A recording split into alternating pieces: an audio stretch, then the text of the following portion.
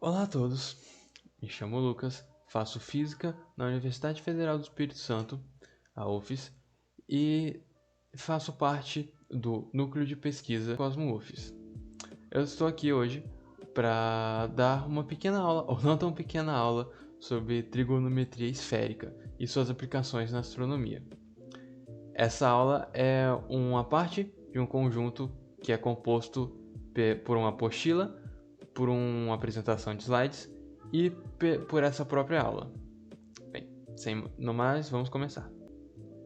Bem, agora que eu me ajeitei aqui na tela, eu quero dizer que, primeiramente, esses slides eles não estão tão detalhados, então eu recomendo fortemente que acompanhem com a apostila junto, abram o PDF da apostila que vai estar disponível para vocês. E o intuito tanto desse slide quanto da apostila é fazer com que o máximo de pessoas, independente da área de conhecimento, independente do grau de escolaridade, o máximo de pessoas que tenham interesse consigam entender um pouco mais sobre a astronomia. Aqui nós vamos pegar de conceitos muito simples, muito tranquilos de entender, como o ponto mesmo, o ponto, aquele que você faz na aula, e vamos complicando de pouco em pouco. Então, no mais, vamos começar com o objeto de estudo que eu acho mais simples de trazer, que é o ponto. O ponto é um ponto. Ele não tem nenhuma dimensão. Isso significa que ele não tem largura, comprimento ou altura. Então, por ele não ter nenhuma dimensão, nós falamos que ele é adimensional, ou, como eu prefiro chamar, ele está na dimensão zero. Depois, seguimos para a reta. A reta é um conjunto de pontos alinhados de forma infinita e contínua. Ela tem uma dimensão, que no caso é a largura. Bem, antes de passar para o próximo tópico de discussão, eu quero destacar aqui a diferença de reta e semirreta. A grosso modo, a gente fala que a reta é infinita. Ela não tem um comprimento definido. Ela começa em um ponto infinito e vai para outro ponto infinito. Ela não acaba. E a semirreta, que vamos usar bastante, ela tem tanto um começo quanto um fim bem definidos. Então, essa é uma grande diferença que pode não parecer importante, mas no final ela acaba tendo sua importância. Seguindo a mesma lógica para o próximo tópico, o plano ele vai ser um bando de retas alinhadas de forma contínua e vão ter duas dimensões. O plano é algo bidimensional, é algo 2D, que no caso são as dimensões da largura e comprimento. Figuras no plano são muito bem conhecidas, são, por exemplo, quadrados, triângulos, círculos. Bem, agora ainda focando nas retas, imagina só, você tem duas semirretas e elas se encontram em um único ponto. Bem, você pode notar que vai haver uma pequena abertura entre elas. E essa abertura entre essas duas semirretas que se encontraram vai se chamar ângulo. O ângulo ele pode ser tanto medido em radianos, que é representado pela sigla rad, ou então quanto graus, que é representado por essa bolinha. Aqui nesse conteúdo nós vamos priorizar o grau, já que ele é mais usado e é relativamente mais tranquilo de trabalhar. Bem, ainda assim nos graus nós temos medidas menores.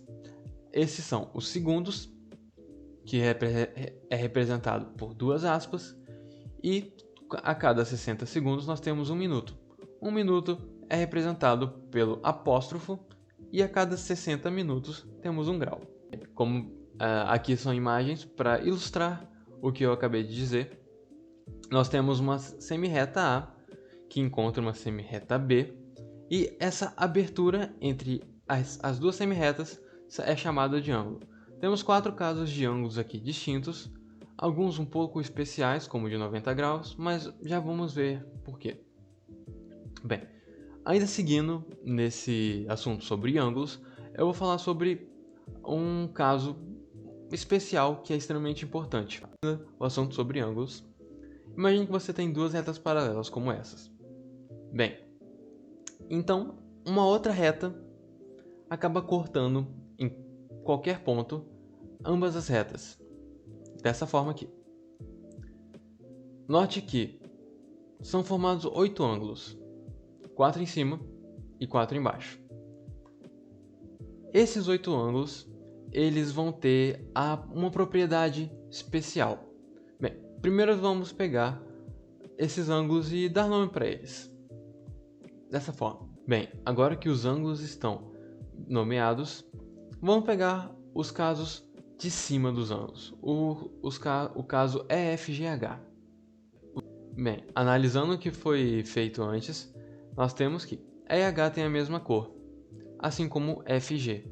Isso é uma forma de representar que E e H são ângulos iguais, assim como F e G.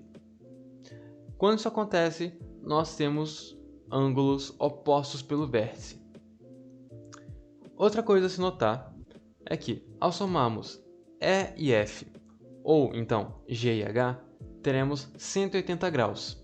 E isso significa que é metade de uma circunferência. E se somarmos E, F, G e H, teremos 360 graus, ou uma circunferência inteira. Tudo isso que a gente analisou na parte de cima é válido, é extremamente válido, é exatamente a mesma coisa para a parte de baixo. A gente só muda as letras. Seguindo no conteúdo, vamos falar sobre triângulos. E aqui a reta e semirreta faz diferença. Um triângulo é uma semirreta que está ligada em outras duas semirretas que também são ligadas entre si. Os triângulos vão possuir 3 lados e 3 ângulos. E as combinações são várias, podem ser 3 lados iguais, consequentemente os 3 ângulos vão ser iguais, podem ter 2 lados iguais e um diferente, podem ter todos os lados diferentes, e assim vão as possibilidades. E outra propriedade que o triângulo tem, isso é extremamente importante, sua soma dos ângulos internos é 180 graus. Ela tem que ser obrigatoriamente 180 graus. Aqui a gente tem uma representação simples de um triângulo qualquer, de vértices A, B e C. E agora vamos falar sobre um caso muito especial de triângulo. O triângulo retângulo ele vai ser o único caso mais específico que vai ser abordado, porque o estudo de triângulos leva algum tempo e eu não quero alongar muito essa aula. Bem, o triângulo retângulo ele tem esse nome justamente porque um de seus ângulos vai ser um ângulo reto, um ângulo de 90 graus. E cada lado seu tem um nome específico. Os lados adjacentes ao ângulo, ou seja, os lados ao lado do ângulo de 90 graus, são chamados de catetos, enquanto o lado oposto ao ângulo de 90 graus vai se chamar hipotenusa. É nesse triângulo que acontece o famoso teorema de Pitágoras, que ele fala que o quadrado da hipotenusa é igual à soma do quadrado dos catetos. E aqui tem uma representação de um triângulo retângulo qualquer simples. Agora, o último conceito simples a abordar é a circunferência. Popularmente ela é conhecida como círculo. Ela não tem lados, mas ela tem 360 graus. Bem, as semirretas nela, dentro da circunferência, têm propriedades especiais. Quando você pega o centro da circunferência e estende uma semirreta até o limite da circunferência, você tem um raio. Aí então, quando você traz outra semirreta do centro também e na mesma direção, porém em sentidos opostos do raio, você tem um diâmetro. A gente diz que o diâmetro é o dobro do raio. E toda outra semirreta que não passar pelo centro da circunferência vai ser chamado de corda. Aqui um exemplo da circunferência. Bem, agora vamos partir para conceitos menos simples. Não são tão difíceis, mas eles são menos tranquilos. Bem, começando por semelhança de triângulos, nós temos 3 formas de semelhança de triângulos, mas aqui só vamos abordar um caso que são 2 ângulos iguais. Bem, imagina um triângulo ABC, um triângulo de vértices ABC. Então, uma semirreta R cruza em qualquer ponto esse triângulo AB e C. E os pontos onde essa reta cruzou, vamos chamar de D e E, assim como está representado na figura. Bem, nota que é formado um outro triângulo, um triângulo menor, com ângulos D e E. Bem, a gente diz que tanto os ângulos originais BC vão ser iguais aos ângulos C e E, respectivamente. Isso quer dizer que os triângulos vão ser semelhantes por conta de 2 ângulos iguais. E a prova disso é fazer o conceito que abordamos antes sobre ângulos opostos pelo vértice. Então, sabendo disso, podemos dizer que os triângulos ABC e ADE são semelhantes, mesmo que seus lados sejam diferentes. Assim como está representado assim. E uma representação dos triângulos formados. Agora a gente vai trabalhar com um dos grandes pesadelos dos alunos, que é a trigonometria. Mas eu não vou me aprofundar muito, vai ser só o essencial sobre trigonometria para entender mais tarde a trigonometria esférica. Bem, primeiro peguei um triângulo retângulo ABC qualquer.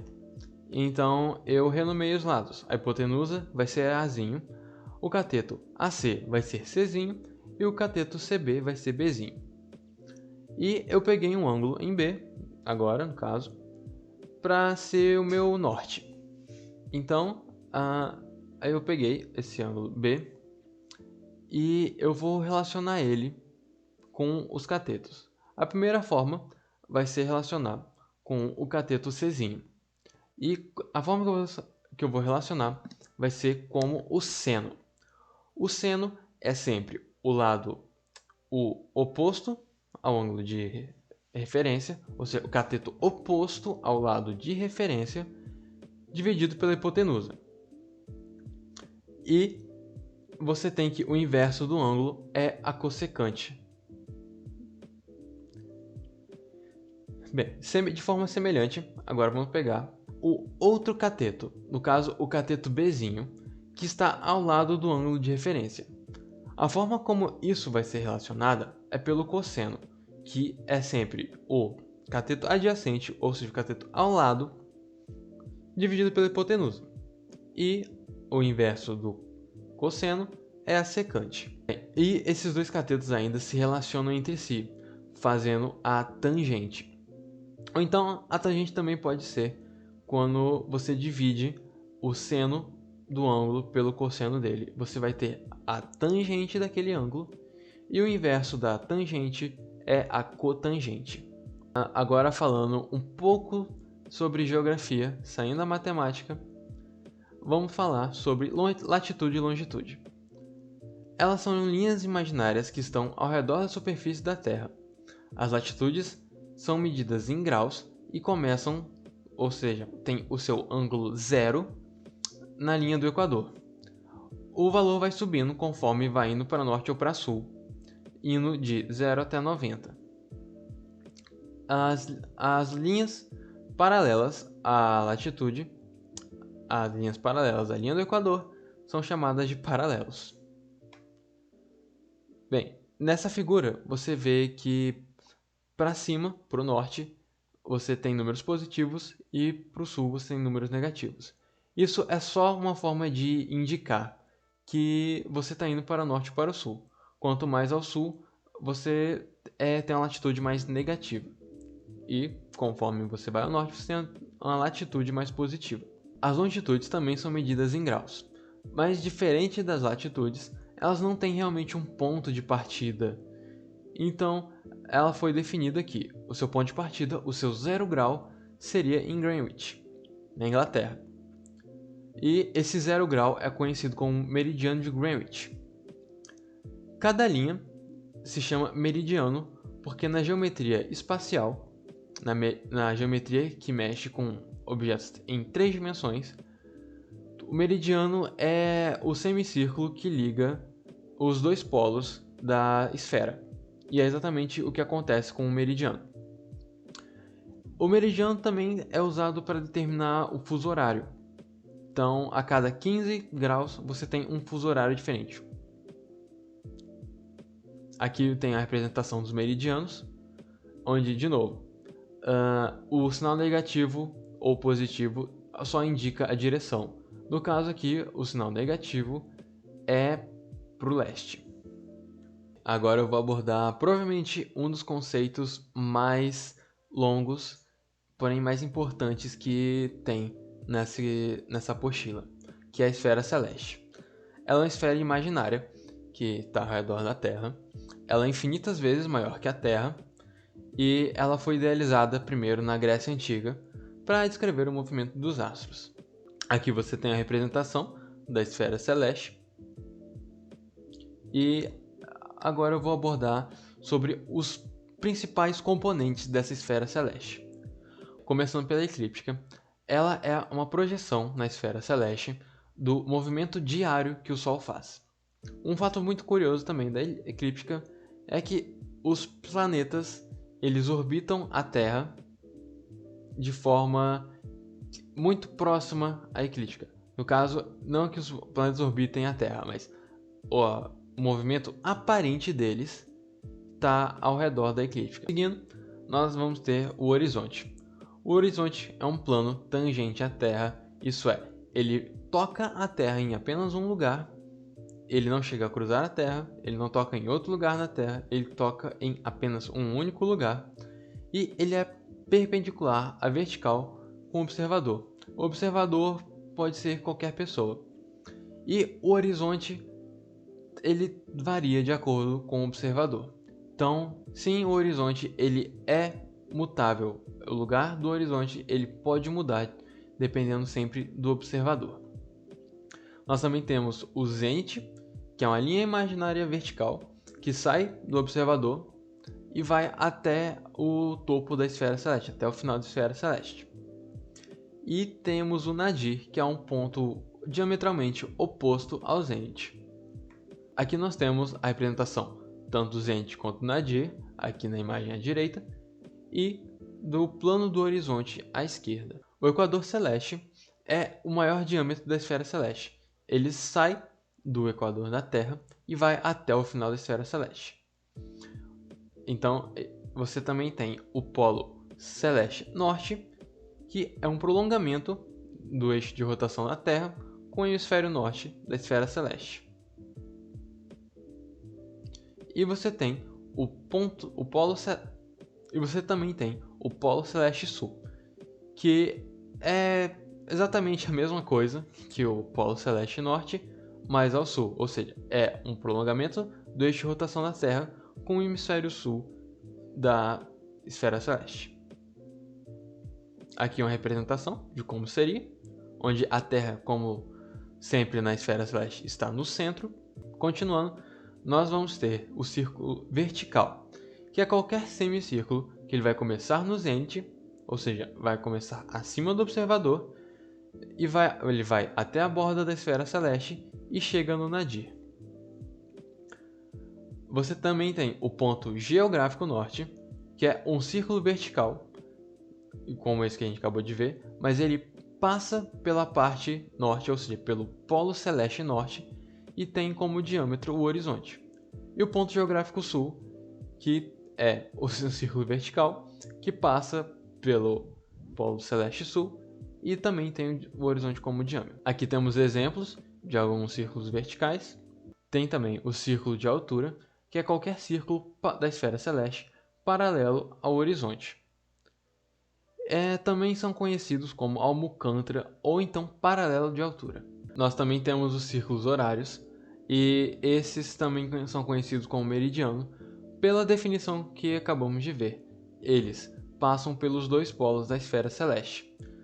Só que tem um meridiano que ele passa pelo seu zênite, pelo zênite do observador, e esse vai receber um nome especial de meridiano local. Também temos os paralelos, que são círculos na esfera celeste, paralelos ao equador celeste. Aqui nós temos a representação novamente. Agora a parte mais complicada, na minha opinião, a mais complicada dessa aula, dessa apostila, que é a trigonometria esférica. Bem, vamos começar com uma ideia simples de você tem uma bola de basquete nas suas mãos. Então, você acaba passando um pedaço de papel no meio dela e dividindo ela em duas partes. Essa é a ideia inicial da trigonometria esférica. Você tem uma esfera qualquer de raio R, então um plano acaba cortando essa esfera e ela é dividida em dois hemisférios. E você pode ver que, você pode imaginar na verdade, que o plano ele vai estar com um círculo nele. Afinal, uma esfera é a composição de infinitas circunferências. Então, o plano tem um pequeno círculo, tem um círculo do mesmo diâmetro da esfera, e esse círculo vai ser chamado de círculo máximo. Aqui temos a representação da esfera e do círculo máximo que o plano acabou fazendo. Quando dois círculos máximos se cruzam, eles formam o chamado ângulo esférico, que é medido pelo arco subentendido no centro da esfera. Mas o que isso quer dizer? É simples. O ângulo que você tem a partir disso no centro da esfera, ele vai se prolongar até a superfície, como mostra essa figura aqui. Você tem que o ângulo C formado, ele é projetado para um ângulo C na superfície na esfera. Assim, a mesma coisa acontece com os ângulos B e A. Quando três círculos máximos eles se cruzam entre si, temos o triângulo esférico. Ele é formado por 6 ângulos, 3 dos ângulos internos e 3 nos lados. Uma representação dos ângulos esféricos. Uma representação do triângulo esférico é esse triângulo ABC com de lados Azinho, Bzinho e Czinho e ângulos de alfa, beta e gama. O triângulo esférico ele tem algumas propriedades bem específicas. A distância entre os vértices é de 90 graus, a soma de seus ângulos internos está entre 180 graus e 540 graus. Isso se dá pelo teorema de Girard, que está bem explicado na apostila, então continue acompanhando a apostila junto. A soma dos lados do triângulo esférico é maior que zero e menor que 180 graus. Como pode ter sido notado ou não na figura anterior, o maior lado vai ser também oposto ao maior ângulo. Se você soma dois lados do triângulo esférico, você tem que essa soma é maior que o terceiro lado não somado. E se você subtrai dois lados, essa subtração, essa diferença vai ser menor do que o ângulo não subtraído. E individualmente, tanto os ângulos internos quanto os ângulos dos lados, quanto o tamanho dos lados, que é dado em ângulos, vai ser menor que 180 graus. No triângulo plano, você só tem que conhecer duas informações quaisquer do triângulo. Já no triângulo esférico, você precisa conhecer 3. Sejam dois ângulos em um lado, dois lados em um ângulo, e aí vão as possibilidades. Dando continuidade ao estudo, imagina que em um desses vértices, duas retas tangentes a ele são traçadas. A gente também vai pegar o eixo do centro, que vamos chamar de O, da esfera, e vamos levar até o vértice escolhido. O resultado disso vai ser uma projeção de um triângulo plano, dessa forma aqui. Vamos destacar algumas coisas. Chamamos esse triângulo plano de EAD. Além do triângulo EAD, nós temos outros triângulos que foram formados. Aqui é muito importante que a sua noção de semelhança de triângulos e ângulos opostos pelo vértice esteja bem clara, porque vai precisar. Bem, o que a gente vai estudar aqui está bem mais detalhado na apostila, então na aula eu só vou dar esse panorama geral, só a ideia do que aconteceu. Aqui temos dois triângulos destacados, o triângulo de vértice DAO e o triângulo de vértice BAO. Eles são semelhantes. O ângulo em O, ou seja, no DOA, esse ângulo O vai ter o mesmo valor que o lado C do triângulo esférico. O ângulo A vai ter 90 graus e a partir daquela figura nós podemos tirar algumas relações trigonométricas, por exemplo, o seno do lado C ou do ângulo C e o cosseno do mesmo. Mais uma vez aqui agora destacados outros dois triângulos, o EAO e o CAO. E esses triângulos têm, na essência, é a mesma coisa que foi feita do outro lado, nos triângulos DAO e BAO. O ângulo O aqui vai ter o valor do lado B, do triângulo esférico. E também usando relações trigonométricas, você tem o seno de B e o cosseno de B. Nosso último par de triângulos é o triângulo EAD e o triângulo EOD. Nós precisamos, no final das contas, saber sobre a reta ED, porque todas as outras conseguimos decifrar. Bem, é possível obter essa reta ED de duas formas. Uma pelo triângulo EAD ou a outra pelo triângulo EOD. Para os dois casos, nós vamos usar essa fórmula, que é a lei dos cossenos, e isso acontece em um triângulo plano. Utilizando essa lei dos cossenos, acabamos chegando nessas duas relações abaixo. Nota que o ED ao quadrado está dos dois lados, então nós vamos igualar essas equações.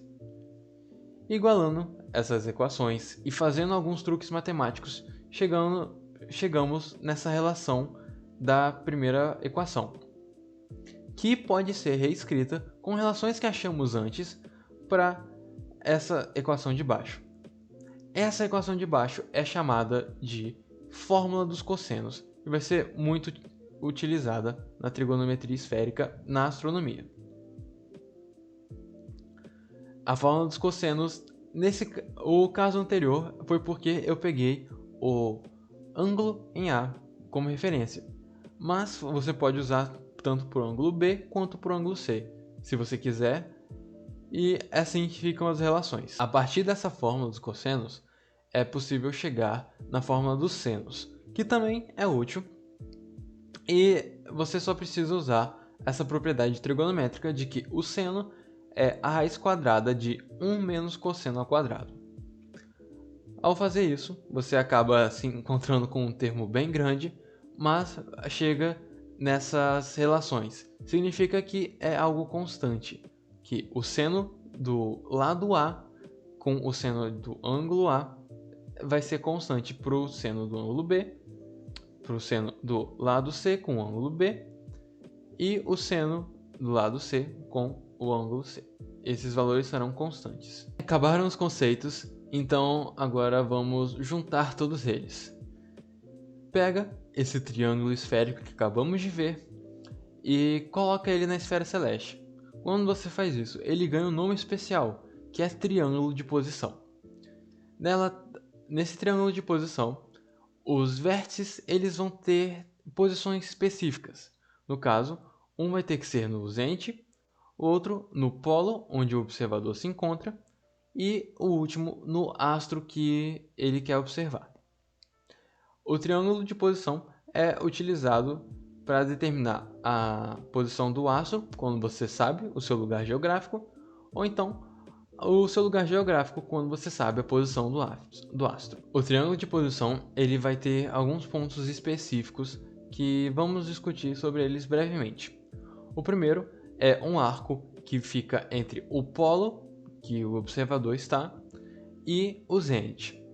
Ele vai ser dado por 90 menos o módulo de φ, onde o φ representa a posição do zênite do observador.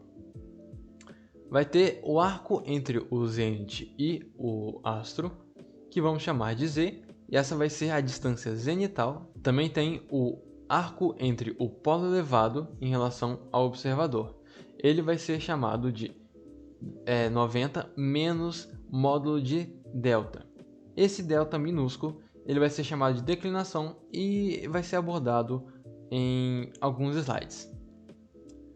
E o último ponto mais específico é o ângulo com vértice no zênite. E ele tem um valor que, caso você esteja no hemisfério norte, é chamado de A. Se estiver no hemisfério sul, é A menos 180 graus. Uma ilustração do que eu acabei de falar. Mais alguns pontos essenciais vão ser explicados agora. Explicando mais alguns pontos essenciais, nós temos o delta minúsculo, que é chamado de declinação. A declinação ela varia de menos 90 a mais 90, ou seja, de sul a norte. Ela tem um pequeno complemento, que vamos chamar de delta maiúsculo, e que esse complemento varia de 0 a 180. Ela pode ser comparada à latitude, se você quiser. Alfa vai ser a ascensão reta. É o ângulo que é medido a partir do equador e passa pelo ponto de encontro da elíptica com o horizonte. Esse ponto em específico é chamado de ponto de Ares ou ponto de Libra. Explicando mais alguns pontos essenciais, nós temos H, que é chamado de ângulo horário. Continuando explicando mais alguns pontos essenciais, temos H. H vai ser chamado de ângulo horário. Ele tem vértice no polo do observador e ele é um arco que vai ser medido entre menos 12 horas e mais 12 horas, respectivamente de leste para oeste. Em relação ao meridiano, você tem o azimuth, que é o ângulo do meridiano local com o astro observado. Essa diferença, esse espaço entre o meridiano local e o astro observado. E você também tem um ângulo com vértice no astro. Você tem, no caso, no seu astro, você tem um certo ângulo. Esses pontos explicados é só jogar na fórmula dos cossenos. Está bem explicado na apostila, então eu não vou entrar em muitos detalhes. Continue acompanhando a apostila.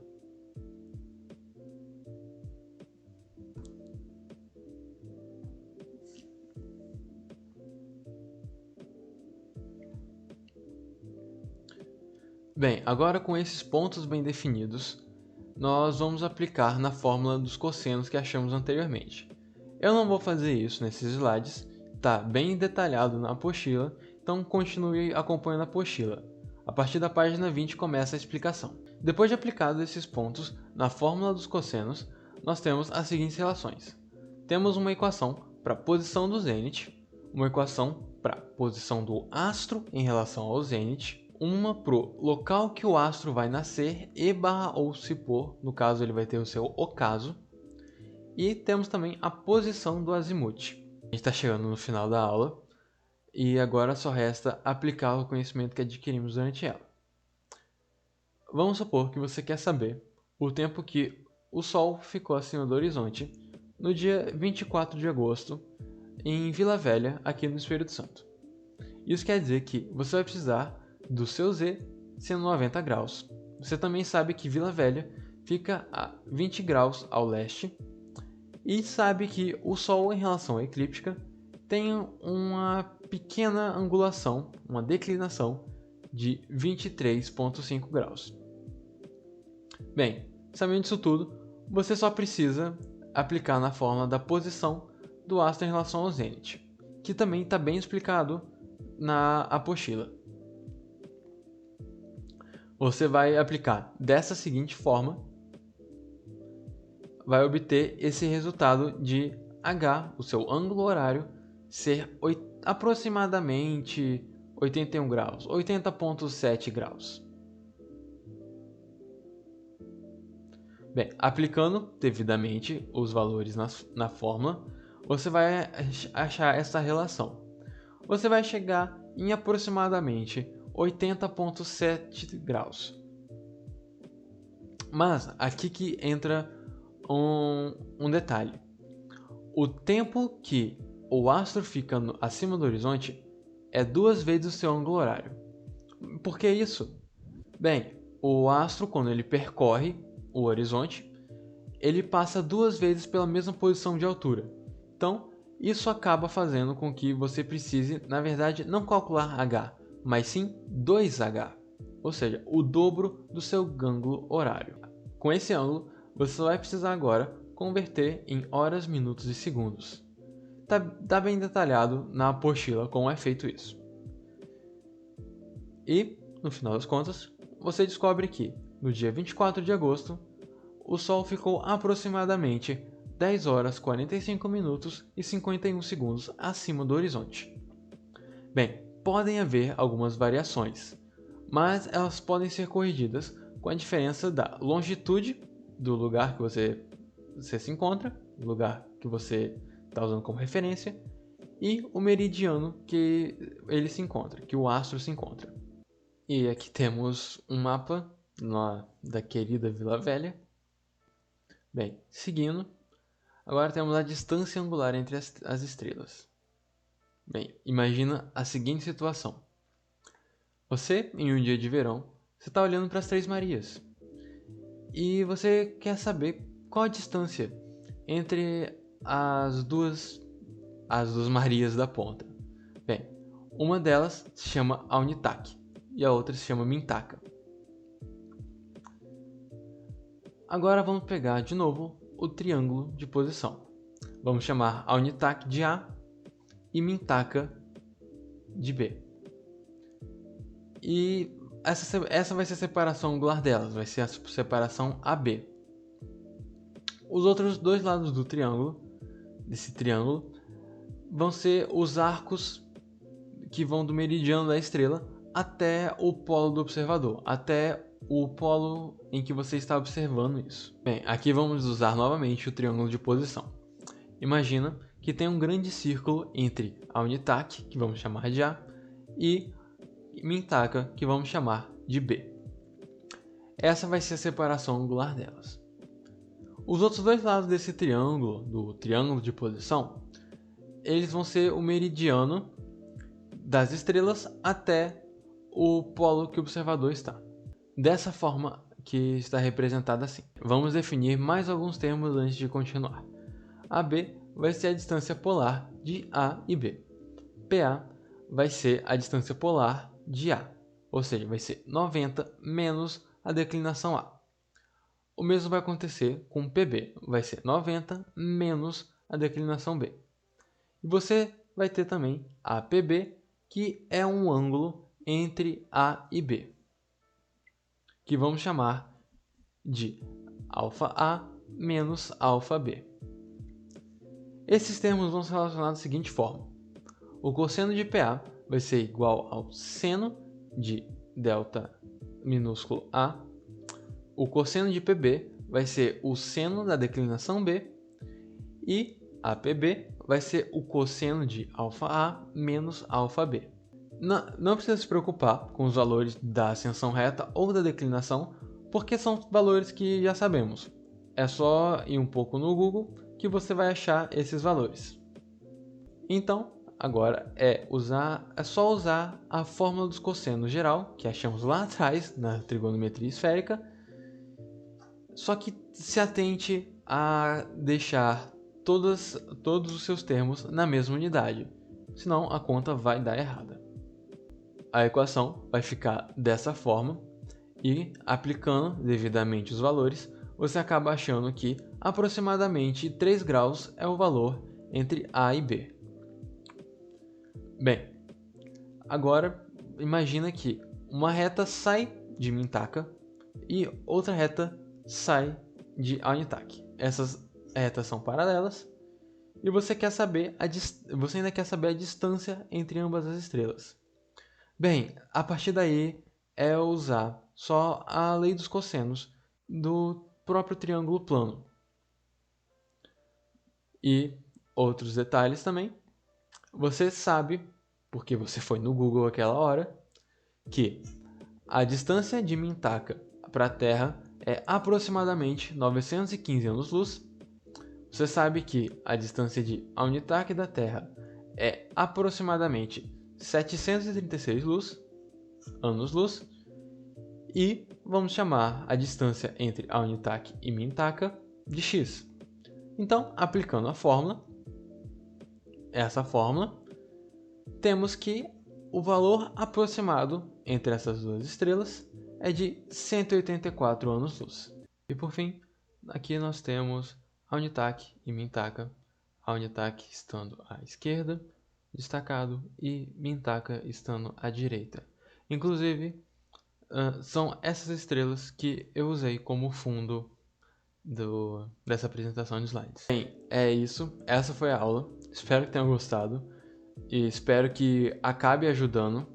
Não deixe de conferir a apostila e muito obrigado por assistir.